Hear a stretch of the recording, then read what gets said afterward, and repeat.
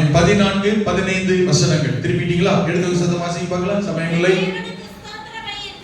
ஆமென். நீ தேவனுக்கு ஸ்தோத்திர பலியிட்டு உன்னதமானவருக்கு உன் பொருத்தனைகளை செலுத்தி ஆபத்து காலத்தில் என்னை நோக்கி கூப்பிடு, நான் உன்னை விடுவிப்பேன், நீ என்னை மகிமைப்படுத்துவாய். வலது கரத்தை சொல்லுங்க பார்க்கலாம். அல்லேலூயா.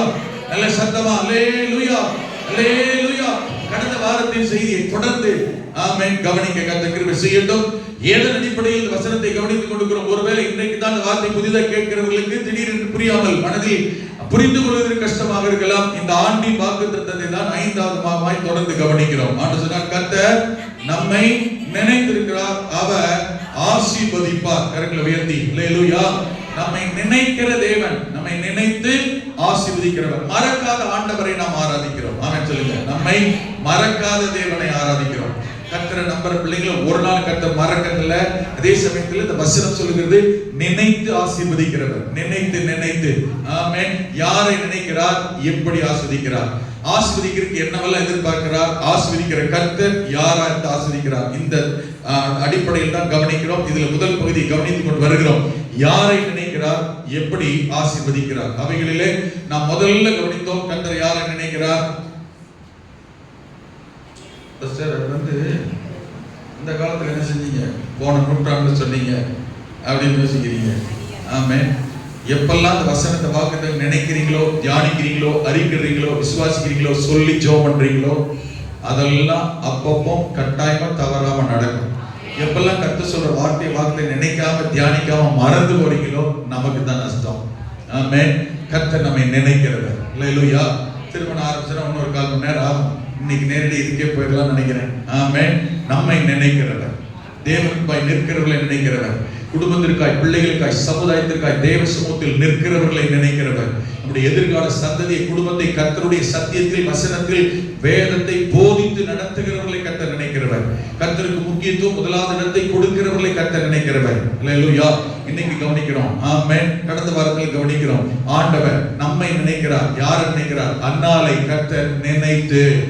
ஆமென். ஏன் அன்னால கர்த்தர் நினைக்கணும்? 2 காரியத்தை கர்த்தர் சொன்னார். நான் கர்த்தருக்கு என்று கேட்டேன், கர்த்தருக்கு ஒப்பு கொடுக்கிறேன் என்று 20 ஆண்டு காலமாய் ஜெபம் பண்ணி வேண்டுதல் செய்து கொண்டிருந்த ஒரு ஸ்திரீ, ஆமென், இந்த வார்த்தைகளை சொன்னபோது கர்த்தர் அவளை நினைத்தார். நினைத்த காரணம் என்னவென்றால், அந்த வசனத்தின் கடைசி பகுதியில, அந்த 1 சாமுவேல்ல நாம் கடைசி பகுதியில வாசித்தோம். 11 வசனத்தில் சொல்லப்பட்டிருக்கிறது. 11 வசனத்தில் அன்னாள், ஆமென், கர்த்தருக்கு சேனைகளின் கர்த்தாவே தேவரீ, ஆமென், உம்முடைய அடியாள் சிறுமையை கண்ணோக்கி பார்த்து உம்முடைய அடியாளை மறவாமல் நினைத்தருளி உம்முடைய அடியாளுக்கு ஒரு ஆண் பிள்ளையை கொடுத்தால் அவன் உயிரோடு இருக்கும் சகல நாளும் நான் அவனை கர்த்தருக்கு ஒப்பு கொடுப்பேன், அவன் தலையின் மேல் சவரகன் கத்தி படுவது இல்லை என்று ஒரு பொருத்தனை பண்ணி கொண்டார். பொருத்தனை பண்ணினதினால் கர்த்தர் அவளை நினைத்தார். அல்லேலூயா. நீண்ட நாட்களாய், ரொம்ப காலமா, அல்லேலூயா, எதிர்பார்த்து காத்திருக்கிற அந்த காத்திருப்புதலுக்கான விடை, பதில், ஆமென், இவள் கண்டுபிடிக்கிறாள், ஜெபிக்கிறாள், அர்ப்பணிக்கிறாள், ஆமென், பொருத்தனை பண்ணுகிறாள், பதில் வருகிறது, தடை நீங்குகிறது. 20 ஆண்டுகள் வர வேண்டிய நன்மை வருகிறது. 20 ஆண்டுகளாய் காத்திருக்கிற காத்திருப்புதலுக்கு பலன், பதில் பரலோகத்திலிருந்து வெளிப்பட்டது. தேவன் கிரியை செய்தார். இந்த காலை நேரத்திலேயும் யாரை கர்த்தர் நினைக்கிறார், யாரை நினைத்து ஆசீர்வதிக்கிறார், யாருடைய வாழ்க்கையில தடைகள் மாறுகிறது, யாருடைய வாழ்க்கையில அற்புதம் நடக்கிறது என்றால், எத்தனை காலம், எத்தனை ஆண்டுகள் காத்திருந்தாலும், எதிர்பார்த்திருந்தாலும், தேவ சமூகத்திலே அர்ப்பணிக்கிற, கர்த்தருக்கு என்று ஒப்பு கொடுக்கிற, இன்னும் குறிப்பாக சொல்ல வேண்டுமானால், இந்த காலை நேரத்தில் பொருத்தனைகளை பார்க்கிற, அங்கீகரிக்கிற, ஏற்றுக்கொள்கிற தேவன் எப்பேற்பட்ட தடையானால் மாற்றுகிறார், அற்புதம் செய்கிறார், நன்மையினால் கர்த்தர் நிரப்புகிறார். கரங்களை உயர்த்தி அல்லேலூயா, ஆமென், ஸ்தோத்திரம். பொருத்தனைகளை நினைக்கிறவர் கர்த்தர். கரங்களை சொல்லுங்க பார்க்கலாம். எத்தனை பேர் புரியுது? எதை நினைக்கிறார் ஆண்டவர்? பொருத்தனைகளை நினைக்கிறார் ஆண்டவர். பொருத்தனைகளை மனதிலே வைக்கிறவர் தேவன். பொருத்தனைகளை நினைத்து ஆசீர்வதிக்கிறவர் கர்த்தர். ஒருத்தர் பொருத்தனை பண்ணிட்டானா, நேர்த்தி கடன் என்று ஒருத்தர் செய்து விட்டார், தேவன் அதை ஒருபோது மறக்கிறதில்லை. ஏன்னா அவருக்கு, அவரை சார்ந்து, அவர் மேல் நம்பிக்கை வைத்து, அவருக்கு என்று ஒன்று செய்கிறோம். அதனால கர்த்தர் பார்க்கிறாரு, நாம கொடுத்து கர்த்தர் திருப்தியா போறது இல்லைங்க. ஒன்ன மனசுல வச்சுக்கணும். நாம கொடுத்து என்ன செய்ய போறது இல்ல. ஆமென். 51 சங்கீதத்துல நீ வாசிப்ப கர்த்தர் சொல்வார், நீ கொடுக்கிறதுனாலே, நீ செய்கிறதுனாலே, நீ பலியிடுகிறதுனாலே, நீ படைக்கிறதுனாலே நானே வாங்கி சாப்பிட்டு உடுத்தி அப்புறம் திருப்தியா போறல. அப்புறம் நம்மகிட்ட கேட்கிறாரு. போன வாரத்துல கூட சொன்னோம். ஆமென். பிள்ளைகள் இருக்கும்போது நாம தான் பிள்ளைகளுக்கு வாங்கி கொடுக்கிறோம். நம்ம கிட்டே வாங்கின அந்த பிள்ளை சாக்லேட்டே பிஸ்கெட்டே திரும்பி நம்மகிட்ட கொடுக்கும்போது பெற்றோருக்கு தாத்தா பாட்டி எவ்வளவு குஷியா இருக்கு, சந்தோஷமா இருக்கு. இந்த மன நிறைவு, சந்தோஷம், ஆமென், இதைத்தான் கர்த்தர் அவருடைய பிள்ளைகளிடத்தில் விரும்புகிறார், எதிர்பார்க்கிறார். அல்லேலூயா. அவருக்கென்று அல்ல நாம் செய்கிற ஒன்று, அவருக்கென்று அல்ல, அவர் நிமித்தம் அவருடைய காரியங்கள், அவருடைய செயல்பாடு, அவருடைய தேவைகளுக்காய் இவைகள் எல்லாம் செய்யப்படுகிறது. கரங்களை உயர்த்தி எத்தனை பேர் புரியுது? ஆமென். ஸ்தோத்திரம். கர்த்தர் நல்லவர். ஆமென். பொருத்தனைகளை நினைக்கிற தேவன். இந்த இடத்துல ஆமென் ஆண்டவர் குறிப்பிடும் போது, வார்த்தைகளை சொல்லும் போது, ஆமென், ஆபத்து காலத்தில், ஆபத்து காலத்தில், அல்லேலூயா, என்னை நோக்கி கூப்பிடுது. பொருத்தனை நல்ல கவனிங்க, எப்பொழுதெல்லாம் கிரியை செய்கிறது, இந்த பொருத்தனை எப்பொழுதெல்லாம் உதவி செய்கிறது. இந்த பொருத்தனை என்பது, நேர்த்திக்கடன் என்பது எப்பொழுதெல்லாம் நம்முடைய வாழ்க்கையிலே நமக்கு நன்மையை, அற்புதத்தை கொண்டு வருகிறது, பலனை, பதிலை இந்த பொருத்தனை எப்பொழுதெல்லாம் கொண்டு வருகிறது. இங்கே சொல்லப்பட்டிருக்கிறது, ஆபத்து காலத்தில். அல்லேலூயா. ஆமென். முன்னாடி சொல்லுகிறார், இந்த ஆபத்து காலத்தில் உதவி செய்ய, நன்மை செய்ய, நமக்கு உறுதுணையாய், பக்கபலமாய் இருக்கிற ஒன்று. அல்லேலூயா. அந்த ஆபத்தில் உதவி செய்கிறதற்கு, இக்கட்டிலிருந்து தப்புவிக்கிறதற்கு, நல்ல கவனிங்க. அப்ப பொருத்தனை பண்ணாட்டா கர்த்தர் ஆபத்து தப்புவிக்க மாட்டாரா, இக்கட்டில் விடுதலை செய்ய மாட்டாரா? அப்படி எல்லாம் கிடையாது. ஆனா நாம ஒன்றை உறுதிப்படுத்தும்படி, பெற்றுக் கொள்ளுவதற்கான உறுதியின் அடையாளமாய், இதை செஞ்சிட்டேன், அப்ப கட்டாயம் எனக்கு என்ன செஞ்சிடும், கிடைச்சிடும் என்கிற ஒரு நம்பிக்கை. ஆமென். இதை நிறைவேற்றிவிட்டேன், இதை செய்து விட்டேன், அப்ப கட்டாயம் எனக்கு கிடைச்சிடும் உறுதியின் அடையாளம், வெளிப்பாடு தான் பொருத்தனை. தவிர பொருத்தனை பண்ணினா தான் செய்வேன்னு கர்த்தர் சொல்றார். இது ஒரு ஆமென் கன்ஃபர்மேஷன். அல்லேலூயா. அப்ப ஆண்டவர் சொல்றார் பாருங்க, ரைட், ஆமென், நீ ஆபத்தில் இருக்கிறாயா, நீ செய்ய வேண்டியவைகள் என்று இருக்கிறது. என்னன்னா 14 வசனம் சொல்லுகிறார், முதல்ல நீ வாங்கிட்டே இருக்கக்கூடாது, நீ தேவனுக்கு ஸ்தோத்திர பலி செலுத்து. கரங்களை உயர்த்தி அல்லேலூயா. ஆமென். நம்ம வாழ்க்கையில நல்ல கவனிங்க, எப்பவும் எந்த சூழ்நிலையிலும், எந்த நேரத்திலையும், எந்த நெருக்கம், சந்தோஷம், துக்கம், மாறான படுக்கையானாலும் தேவன் இடைப்படணும், கர்த்தர் கிரியை செய்யணும், கர்த்தர் தொடணும், கர்த்தர் மாற்றணும், அற்புதம் செய்யணும், குழப்பம் அவன் நீங்கணும், பிரச்சனை மாறணும்னா நீங்க என்ன ஆனாலும் சரி, கர்த்தர் தான், தேவன் தான், ஆண்டவர் தான் கிரியை செய்யணும். ஆண்டவருக்கு உங்களுக்கும் அந்த தொடர்பு, அந்த உறவு, கிரியை நீங்க காண விரும்பினால், அவரை தொடர்பு கொள்ள, அவரை செயல்பட, ஆமென், அவரை இயங்க வைக்கிற ஒன்று துதி, ஸ்தோத்திரம் தான். நான் சொல்லுகிறது புரியுது? துதி, ஸ்தோத்திரம் தான். மரணப்படுக்கையினால் துதி, ஸ்தோத்திரம் தான். ஆமென். சந்தோஷமானால் துதி, ஸ்தோத்திரம் தான். அதான் சங்கீதக்காரர் 30 சொன்னா, 34 கர்த்தரை நான் எக்காலத்திலும், எக்காலத்திலும், எப்போதும், எந்த நேரத்திலும், யாத்திராம் 20:24 கர்த்தர் சொல்லும் பொழுது, நீ உன் தேவனாய் கர்த்தருக்கு அவன் பலி செலுத்து, எந்த ஸ்தானத்திலும், எந்த இடத்திலும் நான் வருவேன். துக்க வீட்டுல போய் எப்படி சோதனை பண்றது? இல்ல. ஆமென். கல்யாண வீட்டுல தான் சோதனை பண்ணணுமா? இல்ல. ஆமென். ஆஸ்பத்திரியில சோதனை எப்படி பண்றது? இல்ல. எந்த இடமானாலும் சரி, ஆலயம் மட்டுமே இல்ல, வீடு மட்டுமே இல்ல, எந்த இடம், எந்த சூழ்நிலையானாலும், அல்லேலூயா, நீ உன் தேவனாகிய கர்த்தருக்கு ஸ்தோத்திர பலி செலுத்து. அப்பதான் அவரை தொடர்பு கொள்ள முடியும், அப்பொழுதுதான் அவரை காண முடியும், அப்பொழுதுதான் அவரை தரிசிக்க முடியும். எந்த இடமானால் துதி, ஸ்தோத்திரத்திற்கு நாம தயங்க, கவலைப்பட, யோசிக்க வேண்டிய என்னை பார்த்து சொல்லுங்க. அல்லேலூயா. ஆமென். ஆமென். உன்னதமான தேவனுக்கு நீ முதலாவது ஸ்தோத்திர பலி செலுத்து, ஸ்தோத்திர பலி செலுத்து. இந்த ஸ்தோத்திரங்கள் பலி செலுத்துகிற விதங்களில் ஒன்றுதான் ஆமென் பொருத்தனை பலி. இந்த பொருத்தனைக்கும் பலி, சாக்ரிஃபைஸ் என்றுதான் பெயர். ஆமென். பொருத்தனை பலி. அல்லேலூயா. பொருத்தனையின் மூலமாக பலி செலுத்து. நன்றி பலி, துதி பலி, பலிகள் 7 பலி இருக்கு. ஆமென். இது சர்வாங்க தகன பலி, அசைவாட்ட காணிக்கை பலி, போஜன பலி, பாவ நிவாரண பலி, குற்ற நிவாரண பலி, பல விதமான பலிகள் இருக்கு. அந்த பலிகளில் அவன் ஸ்தோத்திர பலி, உதடுகளில் கனியாகிய ஸ்தோத்திர பலி என்றும் இருக்கிறது.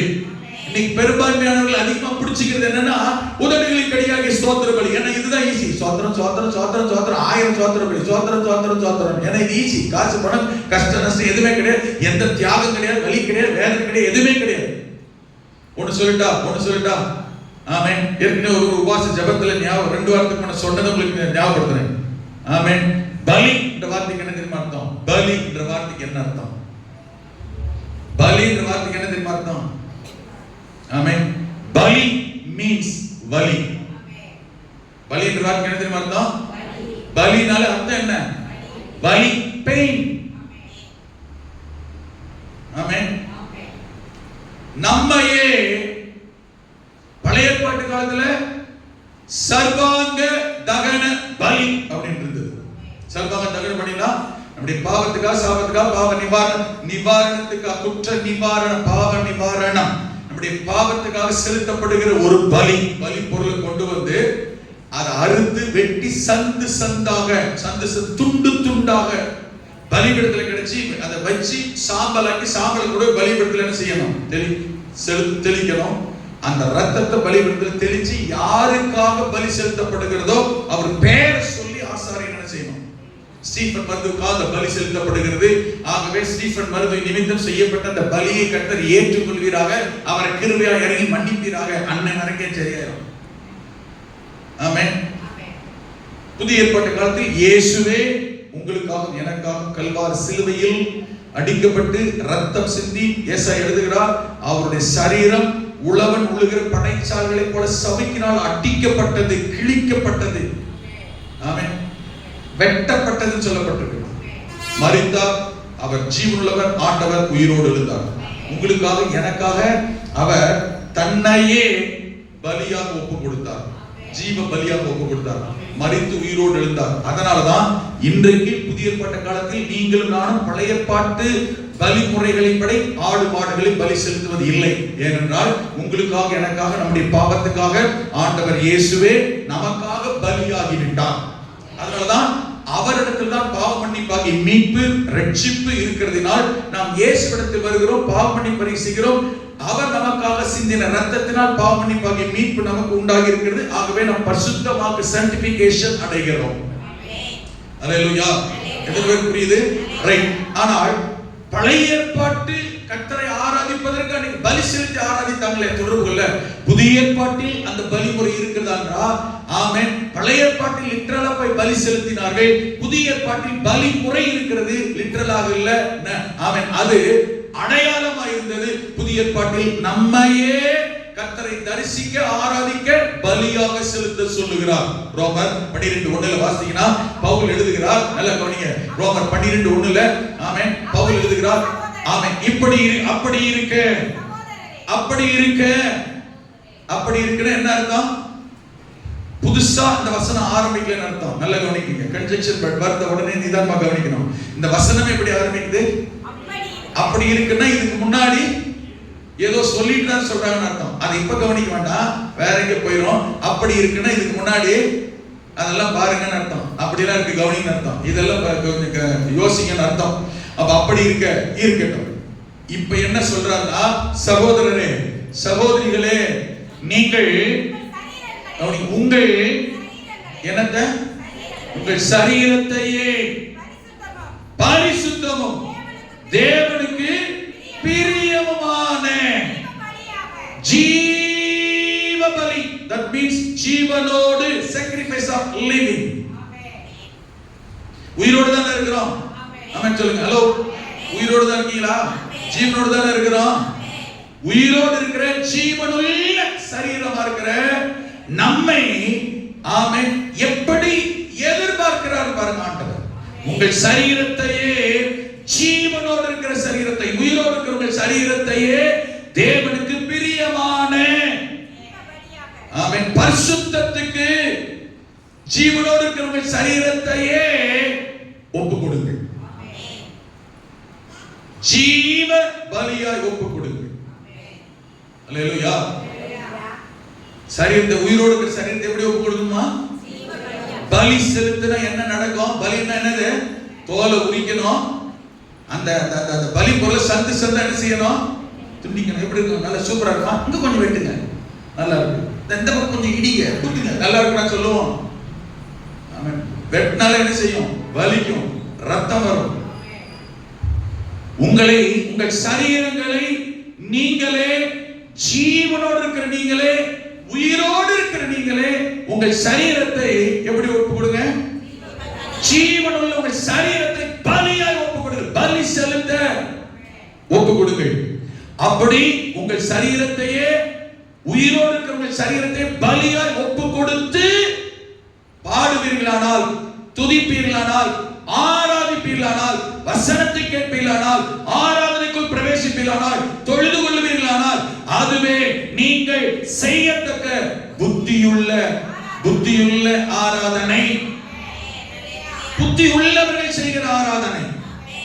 ஆமென், ஆமென். புத்தியோடு இருக்கிறவர்கள் அறிவுள்ள ஆராதனை, ஞானமுள்ள ஆராதனை, புத்தியுள்ள ஆராதனை. எது தெரியுமா?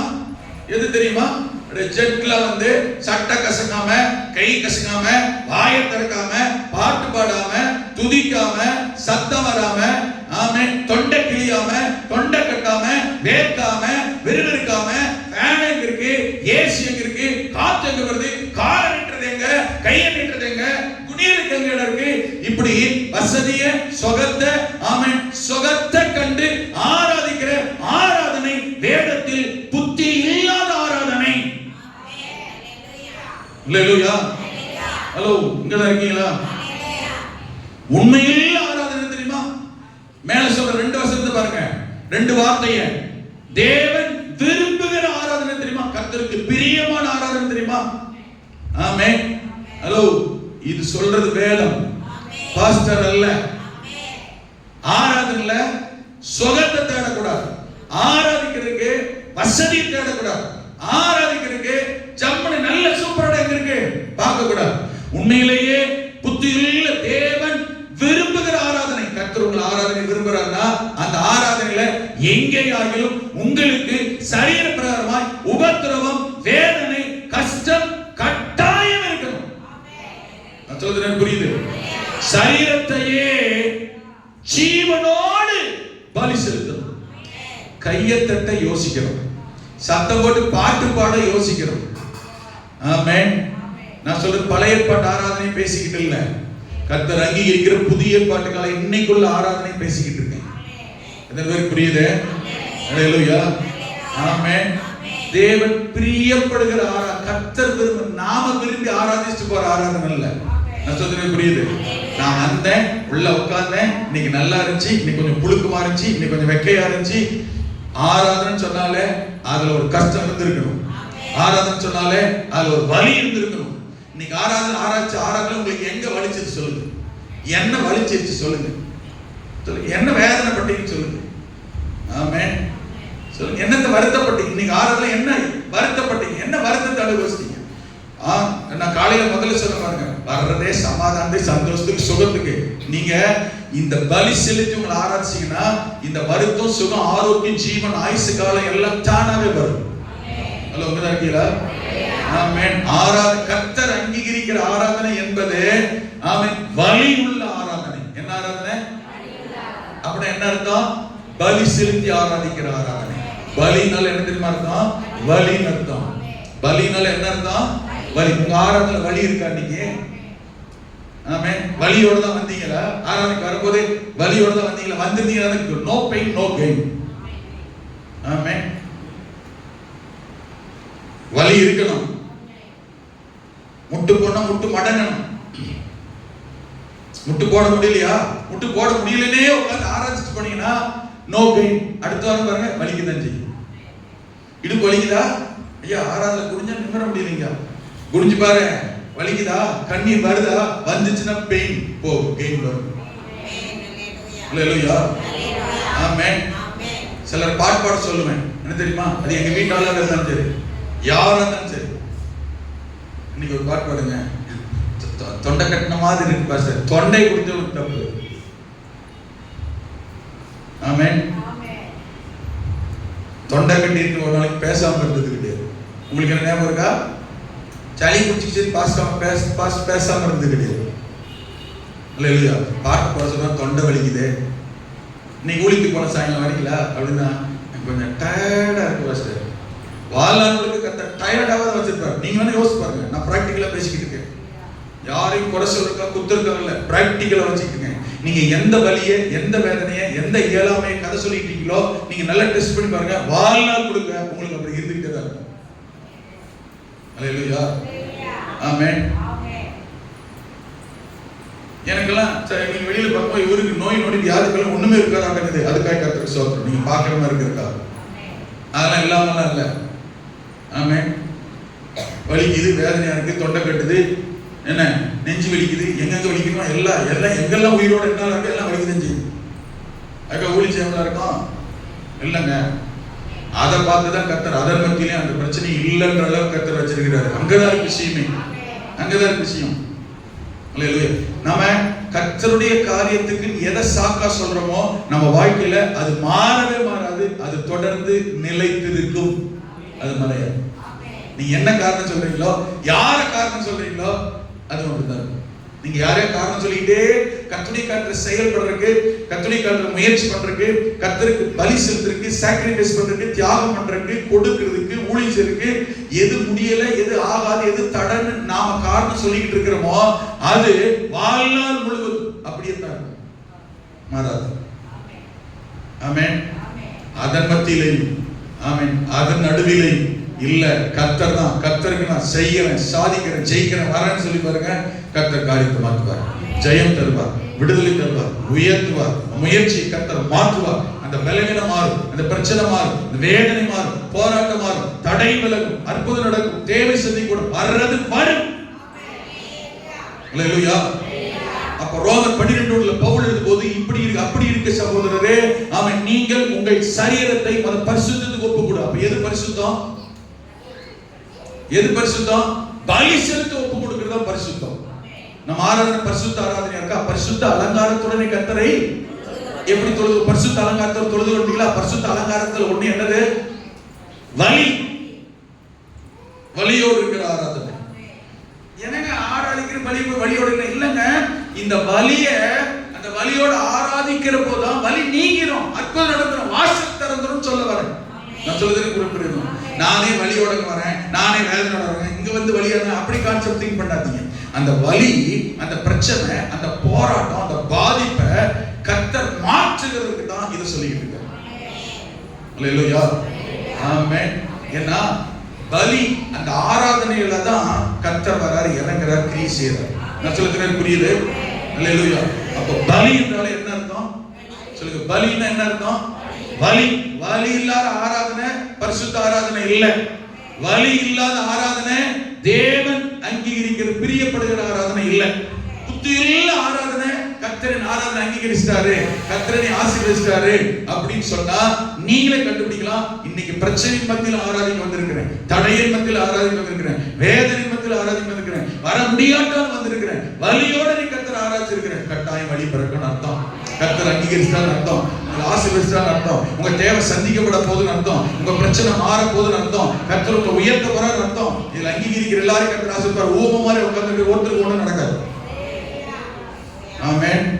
Price the Lord. நான் சொல்றது இதாவது புரியுதா? அல்லேலூயா, ஆமென். ஆண்டவர் சொல்றாரு, ஆபத்து காலத்தில் என்னை நோக்கி கூப்பிடு, நான் உன்னை பலி செலுத்துகிறதுல, கூப்பிடுகிறதுல, ஆமென், ஸ்தோத்திர பலி செலுத்துகிறதுல இந்த பொருத்தனையும் ஒன்று. பொருத்தனை ஆகிய பலி. அல்லேலூயா. இந்த பொருத்தனையும் ஒன்று. எப்படி கூப்பிட சொல்றாரு? ஒண்ணு ஸ்தோத்திர பலி செலுத்தி கூப்பிடு. அப்போ உங்களுடைய ஆராதனையில, ஸ்தோத்திரத்துல, துதியில பலி இருக்க வேண்டும். என்ன இருக்கணும்? பலி. பலி என்கிற வார்த்தைக்கு ஆங்கிலத்தில் sacrifice means தியாகம். நீங்க தனிப்பட்ட விதத்துல வீட்ல ஆராதிச்சாலும் சரி, சபையில ஆராதிச்சாலும் சரி, குடும்பம் ஆராதிச்சாலும் சரி, ஆமென், குழுவ ஆராதிச்சாலும் சரி, ஆராதனை பலி என்றாலே உங்கள் பலியில் பலி இருக்கணும், பலி இருக்கணும். அப்படின்னா கட்டாயம் தெரிஞ்சுக்கங்க, கர்த்தர் உங்களுக்கு வெற்றி, ஆசீர்வாதத்தை, உயர்வை தரும். பலி பலி பலின்னு புரியாம போயிடாதீங்க. என்ன முடியலையோ அதை முயற்சி பண்ணுங்க. ஆமென். தூக்கம் காலையில 5:30 மணிக்கு ஆராதனை, எந்திரிக்க முடியல, பலி செலுத்தி பழகுங்க. வலிக்கு வாங்க, வலி. நாம வலிக்கு கொடுக்காட்டா ஆண்டவர் வலிக்கு கொண்டு வந்துருவார். அல்லேலூயா. ஆமென். அதான் எது முடியலையோ முயற்சி பண்ணுங்க, மாற்றம் வரும், வழி திறக்கும். அப்போ தேவனுக்கு முதல்ல என்ன செய்ய? ஸ்தோத்திர பலி செலுத்து, ஸ்தோத்திர பலி செலுத்து. இரண்டாவது சொன்னாரு, உன் பொருத்தனைகளை உன்னதமானவருக்கு உன் பொருத்தனையை செலுத்து. உன்னதமானவருக்கு உன் பொருத்தனையை செலுத்து. ஒரே ஒரு காரியம் சொல்லி முடிக்க போறேன். உன்னதமானவருக்கு என்ன செய்ய? அடுத்து பொருத்தனை செலுத்து. பொருத்தனை பண்ணி பழகுங்க. அல்லேலூயா. வாழ்க்கையில் எப்படி மாற்றம் வருதுன்னு பாருங்க, வாழ்க்கையில் எவ்வளவு கிரியை நடக்குதுன்னு பாருங்க, வாழ்க்கையில் எவ்வளவு அற்புதம் நடக்குதுன்னு பாருங்க. ஆமென். ஆபத்து காலமானாலும் சரி, கீழே சொல்றாரு பாருங்க, பொருத்தனைகளை செலுத்தி ஆபத்து காலத்தில். யோனான் ஒரு மனுஷன், யோனான் ஒரு ஊழியக்காரனுக்கு அன்னைக்கு பாருங்களேன் ஒரு கமிட்மெண்ட் இல்ல. யோனா ஆமென் ஊழியக்காரன். கர்த்தர் சொல்றாரு நினிவே போப்பா ஊழியம் செய்யறதுக்கு. இவன் சொன்னா அங்க போக விரும்பல, தர்ஷீசு கப்பல் ஏறிட்டான். சரியா? கர்த்தருடைய சித்தம் செய்ய இதை செய்ய வேண்டும் என்று ஆண்டவர் விரும்பி அழைக்கிறார். இவனுக்கு சூழ்நிலை, இந்த ஜனங்களை பார்த்து பயந்து இவன் போகல. சரியா? கர்த்தர் நான் தான் போன அனுப்புறேன், உன் இருக்கிறேன் போ. சில நேரங்களில் நம்ம வாழ்க்கையில கொஞ்சம் கவனிங்க, நாம என்ன விரும்புறோமோ அதான் கர்த்தர் செய்யணும்னு விரும்புறோம். அது சில நேரத்தில் நம்ம விருப்பத்துக்கு செய்வார். ஆமென். இன்னைக்கு இட்லி சாப்பிட விருப்பம் இல்லை, தோசை தான் சாப்பிடணும், சாப்பிடு, இது ஒன்றும் தப்பு இல்லைன்றார், அது வேற. ஆனா தேவ சித்தம் வாழ்க்கை லைஃப்னு வரும்போது இதுதான் இதுதான். தோசை இட்லி சாப்பிடுறது வேற, ஒரு காரியத்தை டிசிஷன் எடுக்கிறது வேற, லைஃப் சம்பந்தமா டிசிஷன் எடுக்கிறது வேற, வேலை சம்பந்தமா டிசிஷன் எடுக்கிறது வேற. உங்களுக்கு புரியுதுங்களா? வேலை எதிர்காலம் பாதிக்கிற அளவுக்கு ஒரு டிசிஷன் எடுக்கிறேன்னு சொன்னா கட்டாயம் என்ன செய்யணும்? கர்த்தர்ட்ட கேட்கணும். அப்ப ஆண்டவர் சொல்லுவாரு. அப்ப சொல்லும் போது ஆரம்பத்துல நமக்கு கஷ்டமா தெரியும். நான் சொல்றது உங்களுக்கு புரியுதா? ஆரம்பத்துல சொல்லும் போது இல்லையே நான் நினைச்சது இப்படி, நான் பிளான் பண்ணது இப்படி, இதான் கரெக்டா நினைச்சிருக்கிறேன்னா எதிர்காலம் நம்மிடத்தில் இல்லை, நமக்கு தெரியாது. நேற்று இன்று நாளை என்றும் எக்காலத்தையும் அறிந்தவர் அவர்தான். ஆமென். அப்ப அவருடைய பிள்ளைகள் என்றால் அவர் கருத்தில் அர்ப்பணித்து விட்டால் இப்ப தீமையாய் நஷ்டமாய் பாதிப்பா தெரியலாம், எதிர்காலத்தில் கர்த்தர் நன்மையை மாற்ற வல்லவர். என்னைய பொறுத்தவரைக்கும் எனக்கு ஒரு நம்பிக்கை தெரியுமா? நானா உன்னை விரும்பி நானா ஒரு செய்யுன்னு சொல்லி கேட்டு ஆண்டவர் அனுமதிக்கிறான்னு வச்சுக்கோங்களேன், நீ கேட்ட போப்பான்னு அப்ப அனுமதிக்கிறார், நான் செய்யறன்ற போது அதுல பின்னாடி நஷ்டம் வந்தா நான் யாரை போய் கேட்க முடியும்? ஆண்டவரே நான் உன்னை கேட்டுதானே செஞ்சேன்னு நான் சொல்லலாம். ஆனா அவர் என்ன சொல்லுவாரு? நீ கேட்டன்றதுக்கு தானே நான் செஞ்சேன். That's all. எத்தனை பேருக்கு புரியுது? ஆண்டவரே நான் கேட்டாலும் உமக்கு சரின்னு படிச்சுனா, கரெக்ட் படிச்சுனா, தேவ சித்தம்னா, இது நன்மைன்னா செய்யுங்க. கர்த்தர் செஞ்சிட்டார். இப்போ எனக்கு திரும்ப அதே நஷ்ட பிரச்சனை வருது. கொஞ்சம் கேளுங்க. இப்போ அதே நஷ்ட பிரச்சனை வருது. இப்போ நான் கர்த்தரை கேட்க முடியுமா? முடியாதா? முடியும். என்னன்னு கேட்கலாம்? ஆண்டவரே நீர் சொல்லி தானே செஞ்சேன். ரெண்டு விஷயம் இருக்கு. உங்ககிட்ட கேட்டு தானே செஞ்சேன்றதுக்கும் நீங்க சொல்லி தானே செஞ்சேன்றதுக்கும் வித்தியாசம் இருக்கு. ரெண்டுமே சம்பந்தம் இல்லை. ஆனா காரியம் ஒன்னா நடந்திருக்கலாம், விஷயம் ஒன்னா இருக்கலாம். ஆனா ரெண்டு விதத்துக்கும் வேற. நான் உங்ககிட்ட கேட்டுதானே செஞ்சேன்றதுக்கும் நீங்க சொல்லி தானே செஞ்சேன்றதுக்கும் வித்தியாசம் இருக்கு. கேட்டு செஞ்சது அனுமதியின் பேரு, சொல்லி செஞ்சது சித்தம்னு பேரு. இதுல அனுமதிக்கிறார்னா வலியும் வருத்தம் வேதனையும் வரத்தான் செய்யும், நாம தான் கடைசி வரைக்கும் அனுபவிக்கணும். சொல்லி செய்யறாருன்னா வருத்தம் வேதனை வந்தாலும் மாத்திருவாருன்னு அர்த்தம். எவ்வளவு பேருக்கு என்ன விளங்குச்சோ எனக்கு இன்ன வரைக்கும் புரியல. என்னோட 31 வருஷம் ஊழியத்துல இன்ன வரைக்கும் எனக்கு சரியா உங்களுக்கு போதிக்கிறது புரியல. ஏன்னா 99% பேரு ஆமென் இதை செய்யறது இல்லை. எப்ப தெரியுமா எல்லாருக்கும் உணர்வு வரும்? நான் அடிக்கடி சொல்லுவேன் கேஷுவலா, முட்டுறதுக்கு முன்னே குனியணும். ஆனா நாம பிராக்டிகலா யோசிச்சு பாருங்க, பிராக்டிகலா பாருங்க, எத்தனை பேர் முட்டுறதுக்கு முன்னே குனிஞ்சு போறோம்? கிடையவே கிடையாது. நல்லா யோசிச்சு பாருங்க. வீட்டுக்குள்ள போவோம், தலை இடிச்சிடும், முட்டிடும். முட்டிட்டு எவனாவது நேரா நடந்து போனா உண்டா? நான் உட்பட இல்லை. போகும்போது முட்டிடுவோம், முட்டிட்டு தான் முட்டிகிட்டே போவோம். அங்கேயே முட்டிட்டோம். முட்டின பிறகு என்ன செய்யறது? முட்டிட்டு பேர குடிவோம், பாத்தீங்களா? தேய்ச்சிட்டு போவோம். இதுதான் பிராக்டிகல் லைஃப். ஆனா முட்டுறதுக்கு முன்னே என்ன செய்யணும்? ஆமென். ரோட்ல கூட போக பாருங்க, நடு ரோட்ல போவாங்க, கீங் ஆறு நடிச்சுட்டு போவோம்.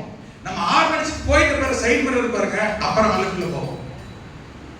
பாத்தீங்களா? இனிமே இப்ப இதுவரை பாருங்க, இனிமே பாருங்க. முதல்ல என்ன செய்யணும்?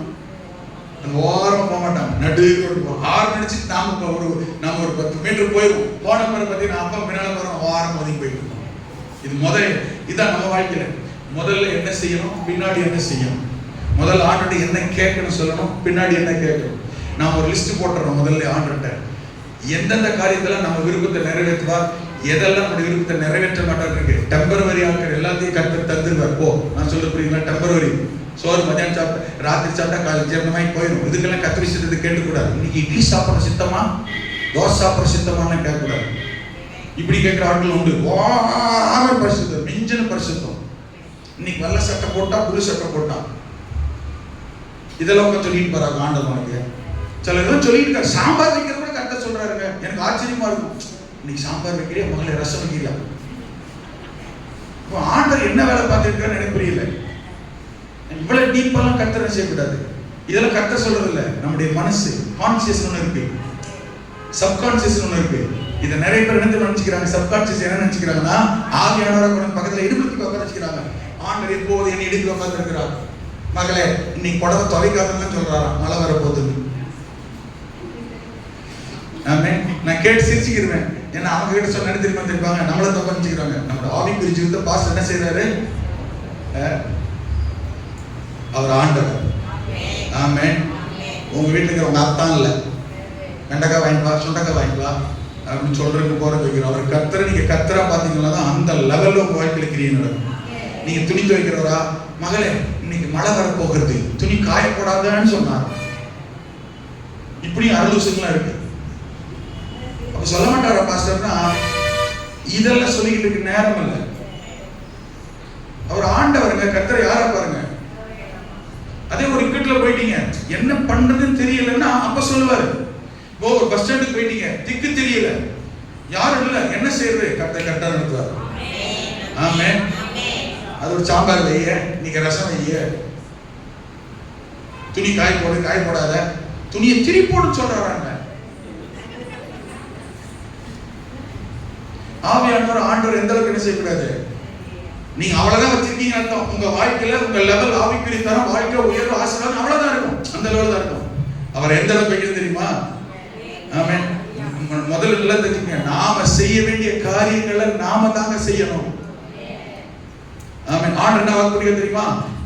மனுஷனாலே கூடாதவைகள் தேவனாலே எல்லாம் கூடும். ஹலோ, உங்கதான் இருக்கீங்களா? இந்த சத்தியத்துக்கு வாங்க. முதல்ல தேவனாலே எல்லாம் கூடும், தேவனாலே எல்லாம் கூடும். சோறு ஆக்காத, தின்னாத. ஆமென். அவர் எல்லாம் செஞ்சிருவாரு. ஆமென். என்னால முடியாதுதான் கர்த்தர் செய்வார். என்னால ஒண்ணு முடியும்னா, நல்ல கவனிங்க, என்னால ஒண்ணு முடியும்னா நான் செய்யற வரைக்கும் அவர் ஒண்ணும் செய்ய மாட்டார். ஹலோ, உங்கதான் இருக்கீங்களா? நான் சொல்லுங்க, புரியுது? என்னால் நான் செய்ய வேண்டிய வேலையை நான் தான் செய்யணும். ஆமென். படிச்சு எக்ஸாம் எழுதுனா நான் தான் படிக்கணும். படிக்காமல எக்ஸாம் எழுதுறேன், எனக்கு சென்டம் கொடுத்துறீங்கன்னா செவில போய் நான் விடுவேன். ஆமென். நான் சொல்றது புரியுது? வேலைக்கு நம்ம போகணும், வேலைக்கு போகாமலே, வேலையை தேடாமலே, முயற்சி பண்ணாமலேயே ஆமென் கர்த்தர் நல்லது என்ன செய்யணும்? பிச்சுட்டு கொட்டிடணும்னா கொட்ட மாட்டார். நீ இப்படி இருந்துரு. நான் செய்ய வேண்டிய வேலை செய்யும் போது என்னால் அது முடியலன்னு சொன்னாதான் ஹெல்ப்புக்கு அவர் எனக்கு உதவி செய்வார். மனுஷனால் கூடாதவைகள் தான். இந்த வார்த்தை புரிஞ்சுக்கங்க, மனுஷனால் கூடாதது தான் எழுதிருக்கா? மனுஷனால் கூடாதது தான். அப்ப உன்னால என்ன செய்ய முடியும்? என்ன செய்ய செய். நீ செய்ய வேண்டிய வேலை செய். வேலைக்கு போது ஒழுங்கா வேலைக்கு போ, ஒழுங்கா பள்ளிக்கூடத்துக்கு போ, உன் வேலை ஒழுங்கா செய்ய, உன் பிசினஸ் ஒழுங்கா நீ செய்ய. ஆமென். உன்னால எது முடியலையோ, நான் செய்ய வேண்டிய வேலை என்னால முடியல ஆண்டவரேன்னு கேட்பத ஒத்தாசை பண்ணுவார். நான் செய்ய வேண்டிய செய்யாமலேயே நான் முயற்சி பண்ண கர்த்தர் பார்த்துக்கிறார். யெகோவா ஈரே, இது தப்பாவே நிறைய பேர் விளங்கிட்டாங்க. யெகோவா ஈரே, கர்த்தர் பார்த்துக்கிறார், பார்த்துக்கிட்டே தான் இருப்பார். அதனால இப்படி இருக்கணும். அல்லேலூயா. நான் சொல்றது புரியுது? அப்ப நாம செய்ய வேண்டியவைகளை நாம் செய்ய வேண்டும். கர்த்தருடைய சித்தம் எது, தேவ சித்தம் எது, ஆண்டவர் சொல்றது எது, கர்த்தர் அனுமதிக்கிறது எது, இதை கண்டுபிடிக்க தெரியணும். மறுபடியும் சொல்லிட்டா, ஆமென்.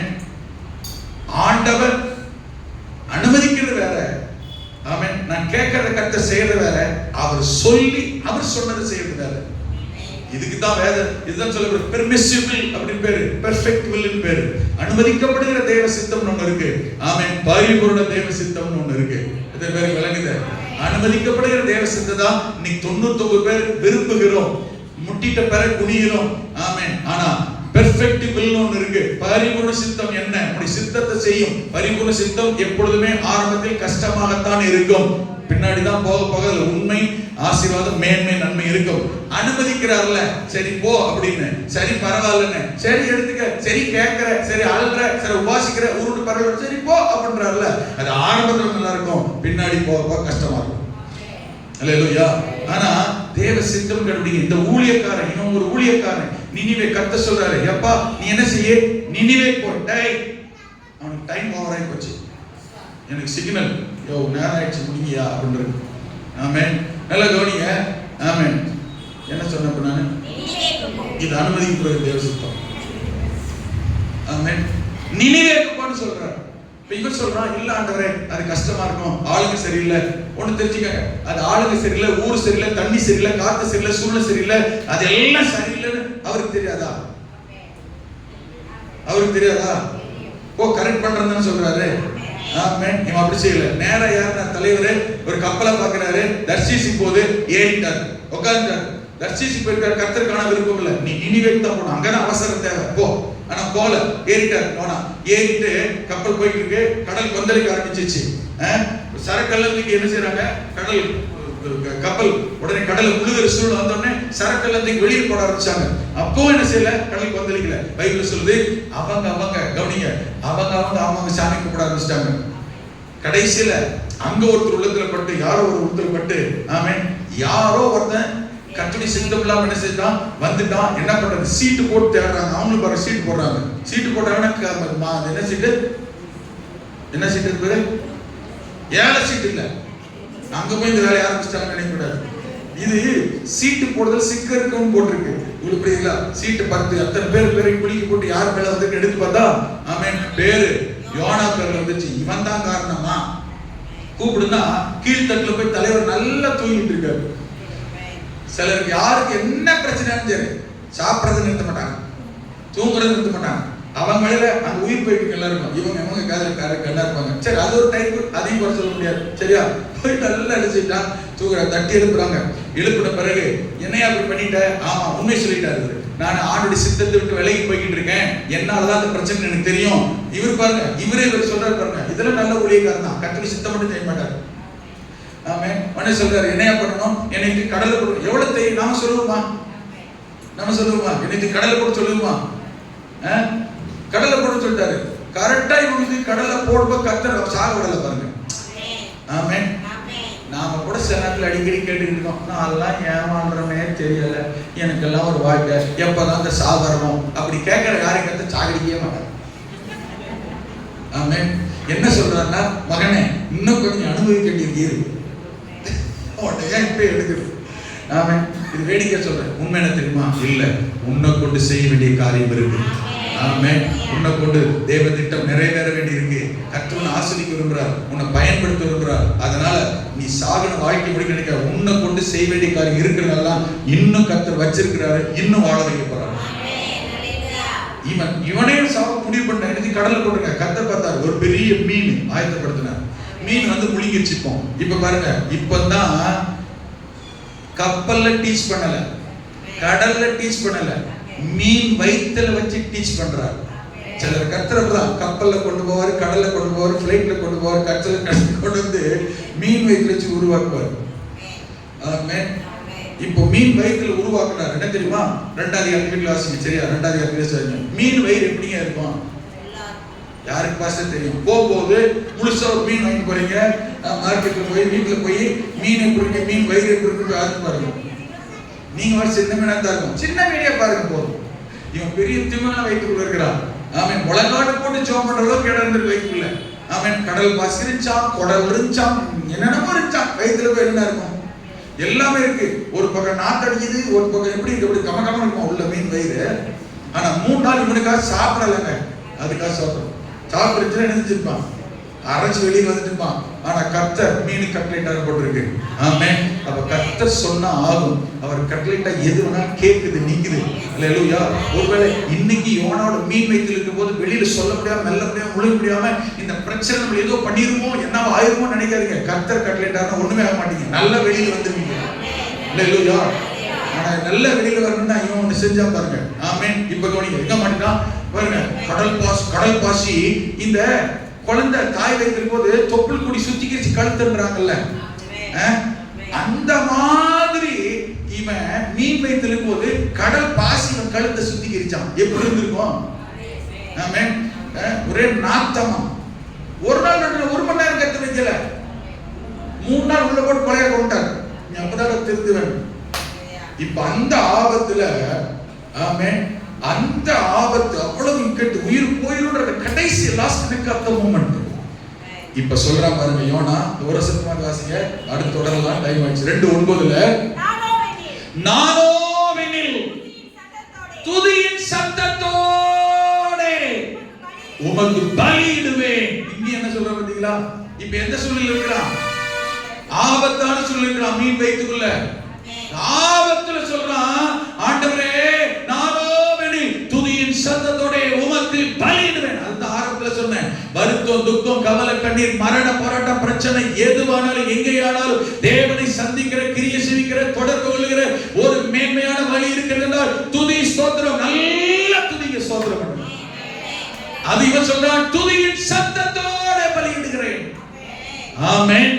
நான் பண்ணின பொருத்தனையை செலுத்துவேன். கரங்களை சொல்லுங்க. ஆபத்து காலத்தில் உன்னதமானவருக்கு ஸ்தோத்திர பலியிட்டு உன்னதமான பொருத்தனைகளை செலுத்து. ஸ்தோத்திர பலி செலுத்துற ஆண்டவரே, துதிக்கிற ஆண்டவரே. எந்த காலகட்டம்? ஆபத்து. ஆமென். நான் என் பொருத்தனைகளை செலுத்துகிறேன். ரட்சிப்பு கர்த்தருடையது என்றான். ஆபத்தில் இந்த யோனா துதிபலி, ஸ்தோத்திர பலி செலுத்தி பொருத்தனை பண்ணினான். பொருத்தனை பண்ணின போது, ஆமென், அடுத்த அந்த அதிகாரத்தை கடைசி வசனத்தை வாசிங்க. கர்த்தர் மீனுக்கு கட்டளையிட்டார், அது யோனாவை கரையிலே கக்கி விட்டது. ஒரு சேதம் எல்லாம் நீட்டவன் தான் குளிச்சான், எழுதி ஊருக்கு போயிடான். கரங்களை உயர்த்தி. உங்களுக்கு புரியுதா? ஆபத்து காலத்தில் ஒண்ணு தெரிஞ்சுக்கங்க, என்ன உபத்திரவம், என்ன ஆபத்து, எவ்வளவு இக்கட்டு இருந்தாலும் உங்களை விடுவிக்கிற மிக முக்கியமான 2 நல்ல துதிங்க, ஸ்தோத்திரம் பண்ணுங்க. அடுத்து ஆமென், பொருத்தனை செலுத்துங்க. இந்த பொருத்தனை நீண்ட கால பதிலுக்கான தடையை நீக்கும். அல்லேலூயா. ஆபத்து, இக்கட்டு, நெருக்கம், உபத்திரம், பிரச்சனை மத்தியில, ஆமென், ஸ்தோத்திரம், இந்த பொருத்தனை அதிலிருந்து வழி வாசலை, விடுதலை உண்டாக்கும், உயர்த்தும், மேன்மைப்படுத்தும். அடுத்து கவனிக்கலாம், பொருத்தனை நம்ம வாழ்க்கையில ஜெயத்தை கொண்டு வரும். தோல்வி பயத்தில் இருக்கிறீங்களா? ஆமென். ஜெயத்தை கொண்டு வரும், உயர்வை கொண்டு வரும், வெற்றியை கொண்டு வரும். எப்படி? அடுத்த வாரம் பார்க்கலாம். இந்த காலை நேரத்தில் இந்த அதே மாதிரி இந்த பொருத்தனை சத்துருக்களை மேற்கொள்ளும் பலன் தரும். பொருத்தனை சாதாரணமானது இல்ல. அல்லேலூயா. ஆமென். இன்னைக்கு நாம தெரிந்து கொள்ள வேண்டிய பொருத்தனை, உங்களுடைய ஆபத்து, இக்கட்டு, குழப்பம், வழியே இல்ல, என்ன செய்ய தெரியல, இந்த பொருத்தனை கர்த்தரை கட்டளையிடவை. கர்த்தர் கட்டளையிட்டால் இருக்கா? கர்த்தர் கட்டளையிட்டா இருக்கா? உங்க சூழ்நிலையை பார்த்து கர்த்தர் கட்டளையிடுவார். உங்க பிரச்சனை கர்த்தர் கட்டளை கொடுப்பார். உங்கள் தேவைக்கு கர்த்தர் கட்டளை கொடுப்பார். உங்கள் ஆமென் பாதிப்பை கர்த்தர் மாற்றுவார். கட்டளை இடும் அதிகாரம் இந்த பொருத்தனைக்கு இருக்கிறது. தேவனிடத்தில் வல்லமை வெளிப்படுத்தும் அதிகாரம் இந்த பொருத்தனைக்கு இருக்கிறது. பொருத்தனை என்பது ஆண்டவரே உமக்காக செய்கிறேன். அல்லேலூயா. ஆண்டவருக்காக என்ன செய்றீங்க? ஆண்டவருக்காக என்ன செயல்படுறீங்க? இதுதான் பொருத்தனை. கர்த்தர் இந்த பகல் நேரத்தில் கிரியை செய்வார். மாற்றம் வரும். முழங்கால் பண்ணிடுவோம், கண்களை மூடுவோம், ஜெபம் பண்ணுவோம். இந்த பொருத்தனை பெரிய மாற்றத்தை கொண்டு வரும். கர்த்தர் யோனாவின் சத்தத்தை கேட்டு மீனுக்கு கட்டளையிட்டது போல உங்களுக்கும் எனக்கும் எதற்கு, எந்த சூழ்நிலைக்கு கட்டளையிட வேண்டுமோ கட்டளையிடுவார். அற்புதம் நடக்கும். ஆண்டவர் ஆசீர்வதிப்பார். Praise God.